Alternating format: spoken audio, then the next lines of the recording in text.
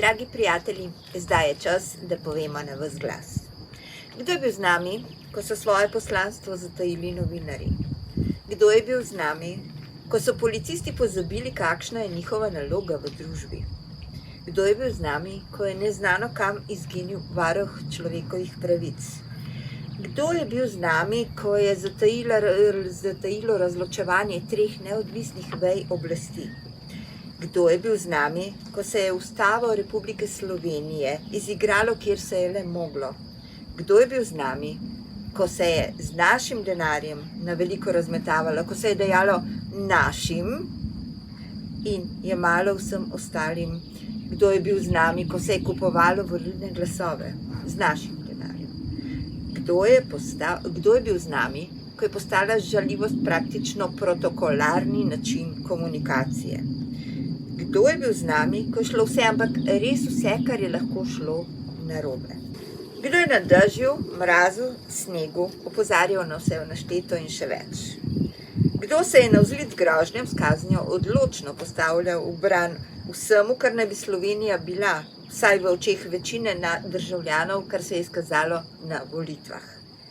Kdo je bil deležen šikaniranja, zasmehovanja, podtikanj, represivnih prijemov? Kdo je bil oglobljen zaradi pisanja s kredo na tla? Kdo je z nami praznoval dan Osvobodilne fronte, medtem ko se je vlada poklonila domobrancem? Kdo je bil z nami, ko smo bili državljani in državljanke pregnani z praznovanja Dneva državnosti, obdanega s kordonom policistov? Kdo je 105 petkov govoril za nas? Kdo še bi lahko naštevala? Lahko bi pisala v nedogled.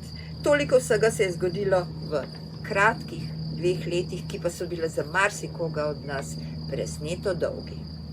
Toliko vztrajnosti, odločnosti, občutka za pravičnost, toliko tistega, kar odlikuje resnične borce, za razliko od mnogih, ki so borci le v besedah, ne pa tudi v dejanjih.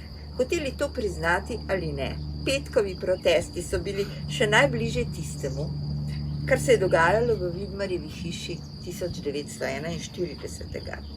Ja, mislim, da ne bom dosti zgrešila, če rečem, da so bili mirnodobna osvobodilna fronta.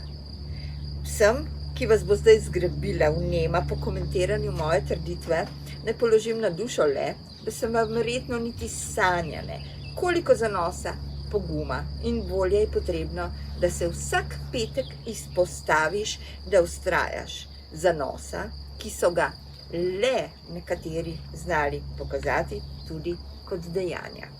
Ti nekateri, zaradi katerih smo tudi mi, ki smo spregovorili kasneje, dobili svoj glas in moč, da smo premagali nelagodje, morda celo strah pred morebitnimi posledicami, se postavili nasproti tistemu, za kar smo vedeli, da ni prav. Da je, tu pa ni imel nihče težav s primerjavo fašistoidno, najmanj. Slovenci smo pregovorno nagnjeni k temu, da bistveno raje kritiziramo kot hvalimo. Morda je zdaj skrajni čas, da spremenimo tudi to, da pokažemo, da zmoremo drugače, v dobro sprememb, ki jih vsi tako željno pričakujemo in za katere moramo tudi sami kaj storiti, ne le čakati na druge. Zato računam na vas, dragi prijateljice in prijatelji, da me boste podprli pri predlogu predsedniku Pahorju, da v našem imenu, torej v imenu državljanke državljanov Slovenije, ki naj bi jih zastopal, odlikuje Jašo Jenulla in protestno ljudsko skupščino z redom za izredne zasluge. Kajti to, kar so v 105 petkih storili, zagotovo so izredne zasluge. Storili so, česar ni nihče, četudi je bilo, da ne bom krivična, še kar nekaj vidnih posameznikov, ki so prispevali svoj znaten delež k osveščanju ljudi. Med drugim tudi najbolj znani žvižgač Ivan Gale. Vztrajali so, bili so tu, za nas. Ne zaradi očetov, stricev, prijateljev, povezav, temveč zato, ker so verjeli, da je tako prav. In bilo je, skozi moje oči zagotovo, še kako prav. Sama jim dolgujem svoj glas. pogum, da sem spregovorila in še zdaleč nisem edina.